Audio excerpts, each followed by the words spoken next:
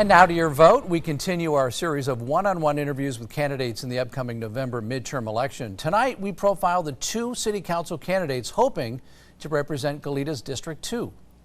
It's really fair for both. This race pits incumbent councilman James Kyriaco against challenger Sam Ramirez. Kyriaco is fourth generation from Goleta and currently on the city council.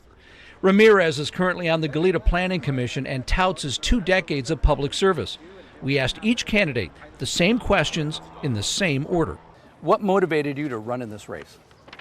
Well, I think for me, the COVID pandemic really highlighted the need for leadership, both at the federal level, state level, and even more so at the local level.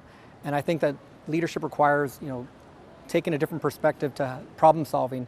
Goleta has a number of challenges related to housing and homelessness that need to be addressed, and I'm prepared to offer the leadership that's needed to solve them rather than continue talk year after year after year. I'm also really motivated to run for re-election because as much as we've accomplished in the city in terms of keeping ourselves fiscally sound and healthy and safe, I still feel like there's a lot of things that I want to accomplish, including improvements to the Hollister corridor, and continuing to work to increase access to childcare and affordable housing, and continue our work developing our infrastructure. What do you think the most pressing issue facing the city is right now?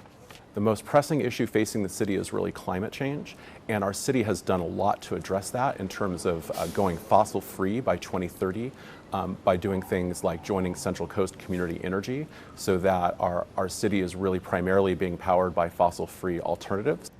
Housing. I think Goleta needs better housing options, and not just any housing options, but housing for our seniors, our working families, and our veterans, like my dad.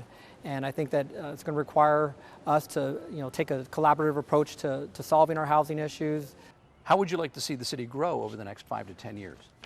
Well, Goleta's been a city for 20 years, and so I think that they've been able to do some good things, but I think there's been areas that are just lacking. And I think part of the reason for that is because the city of Goleta sends almost 30% of its tax dollars to the county, and I think that we need to do something that addresses that, so that we can keep our own dollars local. Carefully, thoughtfully. You really only get one shot at it when it comes to growth. So if you mess it up, there's really no way to reverse it.